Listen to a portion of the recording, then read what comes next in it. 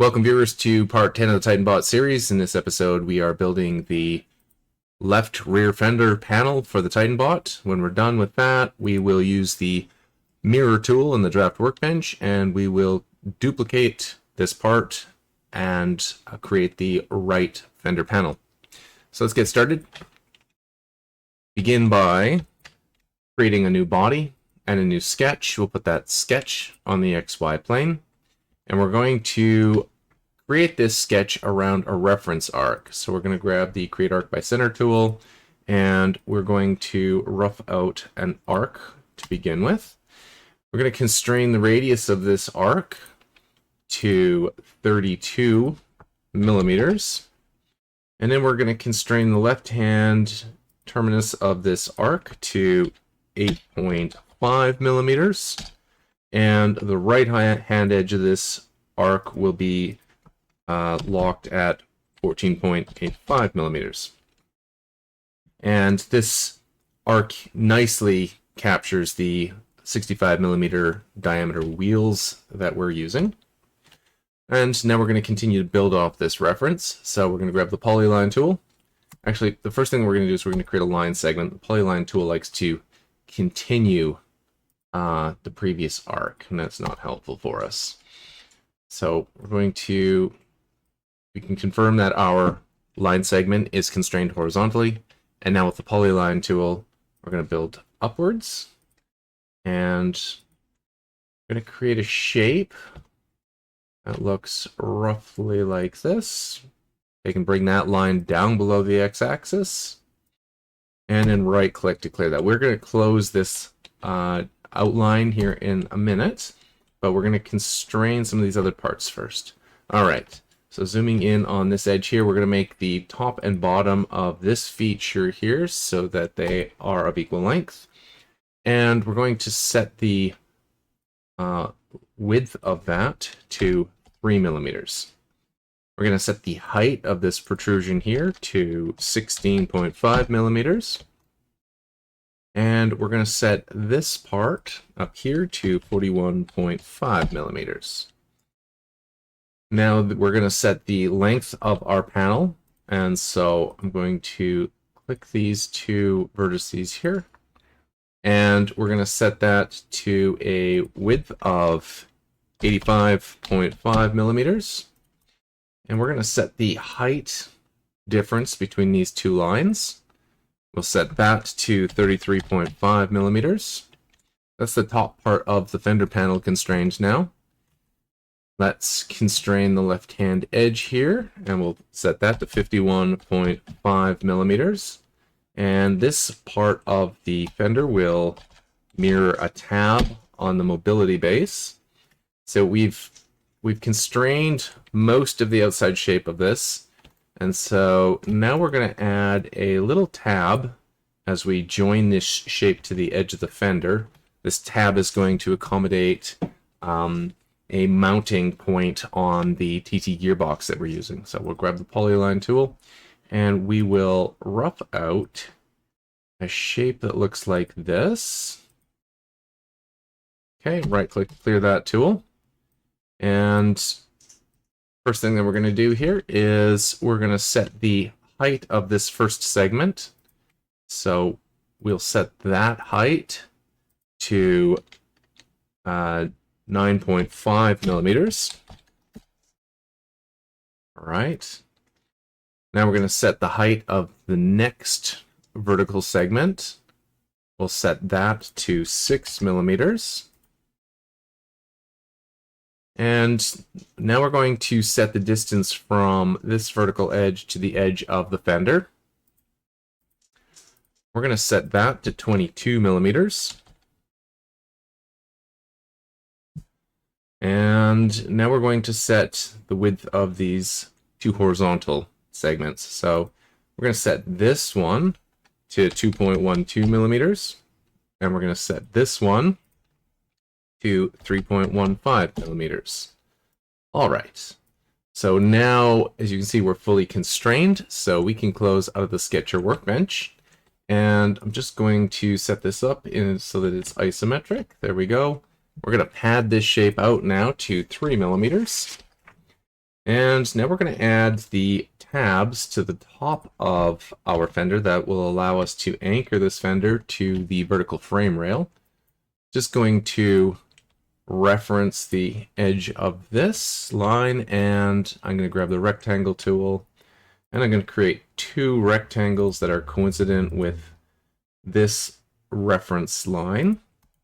We're going to make both of these tabs so that they are the same width. We'll set them equal to each other. We will set both tabs so that they are the same height with respect to our current vertical. And we're going to make it so that these two tabs are separated by a distance of 13.4 millimeters. Our tabs are going to be 10 millimeters in total length. And we're going to set the width of these tabs to 3 millimeters. And now we're just going to offset these tabs from the top of the fender by 8 millimeters. And with that, our tab outline shapes are fully constrained, so we can close out of the Sketcher workbench. And we are going to pad these shapes out to 9 millimeters. Now we're going to add the two mounting holes to these brackets. I'm going to grab the circle tool here. We're going to set the diameter of both circles equal to each other and set the diameter to 2.8. That's the minor diameter of the PT screw we're using. I'm going to reference the edge of both of these mounting bosses. And we're going to constrain these mounting holes so that they're symmetric with the center of the boss. All right, now with that done, we can close out and we can pocket these shapes. And now we're going to add two tabs on the top of the fender. These tabs are going to be used for mounting the top hatch that covers the Vetronics deck. We're going to reference this top edge here. And because this is not a horizontal constrained line, we're going to have to use some different tooling to create these tabs. So I'm going to rough out just a couple of tab shapes that are coincident with the top edge of our fender line. Next thing that I'm going to do is I'm going to zoom in on the first tab. I'm going to click the coincident line. I'm going to click the first left-hand edge there, and I'm going to constrain perpendicular. I'm going to do the same thing with the right-hand edge, and then I'm going to take the top edge, and I'm going to make it parallel to the top of the fender line there. We're going to repeat that over here. So top and left, we make those perpendicular. Top and right, we make those perpendicular. Top and that edge there, we make those perpendicular. All right, so now what we're going to do is we're going to make it so that both of these tab bosses are going to be equal in their overall thickness. They're going to be of equal length to each other. And we're going to set the distance away from the edge. But I'm going to clear away some of these constraints right now so it's easier to see our shapes. So I'm just going to hide the current constraints. And now I'm going to set the overall width of this boss to 8 millimeters. I'm going to set the height of the boss to 4 millimeters. Oh, let's try that again. So set the height of that to 4 millimeters. A little bit fidgety, so you just have to pick it just right. Maybe I'll grab the tool first. And there we are. So set that to 4 millimeters. And now I'm going to set an offset distance from the edge of the fender for the bottom boss. And I'm going to set that to 13 millimeters. And I will repeat that for the edge of the top boss. And that one is 13 millimeters. Okay, so the bosses have been defined, and we are fully constrained, so we can close out of the Sketcher workbench now. And we're going to pad these bosses out to 8 millimeters. And as before, we need to put the mounting or anchor holes into them. So we'll add a sketch on the top of them. And just like last time, we'll create two circles. We will set the diameter of both circles so that they're equal to each other, and we will set the diameter to the minor diameter of the PT screw. So there we are. Again, I will reference the edge of these bosses, and we will constrain our mounting anchor holes so they are symmetric to the center of the boss. Okay, so we've done that. We can close out and we can pocket those anchor holes. Next thing that we're going to do is we're going to create a slot on the top of our fender here. This is going to be used for attaching the fender or anchoring the fender to the Vetronics deck on the back of the robot. So we're going to do that by referencing the left-hand edge of our shape here, and we're going to create a slot. And we want to make sure that that slot is it is horizontally constrained here. So if yours is not, you need to make sure that you do that. Going to set the length of the slot to 1.75 millimeters. Going to set the radius of the slot to 1.6 millimeters. And then I'm going to reference its position to the left-hand edge here. It's going to be offset from the edge by 4.25 millimeters. And we'll reference the bottom edge of the left-hand side. That offset will be 25 millimeters. All right, so our slot is fully constrained. We can close out of this, and we will pocket this one as well. Now, the last thing that we're going to do is we're going to add a lattice to our fender. This lightens up the rear panel a little bit. All the weight reduction that we do makes it easier for our TT gearboxes to actually move the robot. So we'll add a new sketch to the top of our shape, and we're going to add some triangles here to continue on with our lattice design language. So we're going to create two triangles here on the left-hand side to start with. We're going to make it so that they both are equal in length. We're going to make sure that their ends are collinear, so they're vertically aligned. We're going to make sure that the height of both of these triangles is equal to each other. So now they will move together like this, and we will lock down their position with respect to the left-hand side of the fender panel here in a little bit. Now that we have those two triangles there, we're going to add some additional triangles here. This is going to continue our lattice theme that we started with the vertical frame rails and continued with the trays. Make sure that when you're doing this, you don't accidentally click on the y-axis, because FreeCAD will constrain your triangles so that they're locked to the y-axis. I want to make sure that this edge of the triangle is constrained vertically, so there we are. And the next thing that I'm going to do is I'm going to add some construction geometry between each one of these triangles. So, toggle on my construction geometry, and we'll zoom in here. And we're drawing a construction line between the edges of each triangle. And the next thing that we're going to do is we're going to select all of the construction lines that we just created.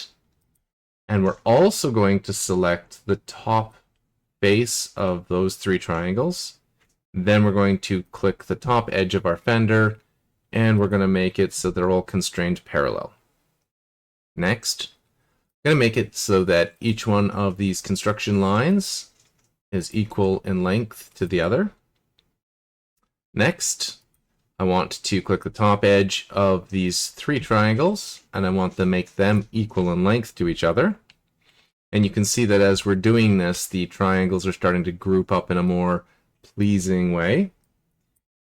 Now the next thing that we want to do is start to constrain how this group of triangles can move. And I'm going to hide some of this construction, or some of the constraints that we have so far. Just going to add an equals constraint here first, and then I'm just going to toggle off all my current constraints so that I can focus on setting the horizontal and vertical distances for different edges. So I'm going to start by setting the distance of this group 5 millimeters from the edge. And next, I'm going to set the distance between these two triangles. I'm going to set that to 12 millimeters. And then I'm going to offset this group by referencing these 2 points here. And I'll give that an offset distance of 32 millimeters. I'm going to set the overall width of these triangles now to 14.5 millimeters. And the height of these triangles will be determined here as we further constrain the rest of this group. So we're going to make it so that the width of our construction lines here are 5 millimeters long. So that does that for us. We're going to set the distance between these two construction lines. We'll set that to 6 millimeters. Let's set the distance between these two endpoints. You want to just fiddle with this until you get that aligned so that it's vertical. We'll set that to 5 millimeters. All right. Now we're going to move these triangles around a little bit. We're going to lock them down or constrain them with a construction line arc here in a little bit. But for right now, we're just making sure that we've got everything in place. All right, so the tops of these triangles are constrained. So now we're primarily just concerned with the bottom ends of these triangles to fully lock down this group. We're going to use the parallel constraint to help us with that task. So we'll set those two so that they're parallel. We'll set these two so that they're parallel. We'll set these two so that they're parallel. And finally, we'll set these two so that they are parallel. All right, so now they have quite a limited range of movement. So now I'm going to grab my construction arc, and I'm going to set that so that it starts at the origin there. I didn't want to actually make it constrained coincident to start with. FreeCAD is a little bit funny about this, so we're going to manually constrain all of the ends points of these triangles so that they're coincident with this arc. I'm going to start by constraining the radius of this arc to 37 millimeters.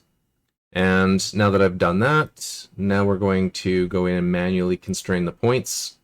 So grab those two, constrain them coincident.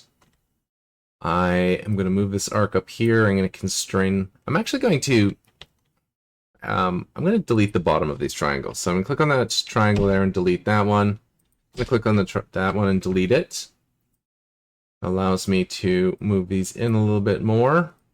We're going to add those lines back, but for right now, I'm going to make those two so that they're constrained coincident. And we'll do the same with these remaining points. So there we are. So now we're going to add the bottoms of those triangles back.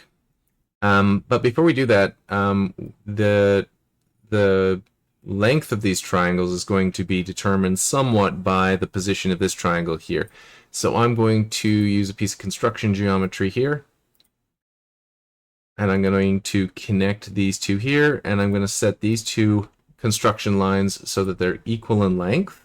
So you can see now that that ties that end of the triangle in. That leaves us with just this central part here that we still need to constrain. And I'm going to toggle back to non-construction geometry. And I'm going to reference the origin here, and I'm going to draw. I'm not actually going to click on the end lines because, again, FreeCAD sometimes has trouble. It removes, just like it just did now, it auto removes the constraint that keeps this line on the construction arc. So I want to confirm that the arcs are still coincident with each other. They are. Now I'm going to grab these two endpoints here, and I'll make them coincident. I'll grab these two, I'll make them coincident. I'm going to repeat this process over here. So those are coincident. Looks like this end of the triangle lost its constraint here, so I'm going to reconstrain that to the arc. There we go. And now I'm going to connect these two here. And looks like we've got 1 degree of freedom, so that will be that right there. And I'm going to lock down this degree of freedom by using two construction lines here.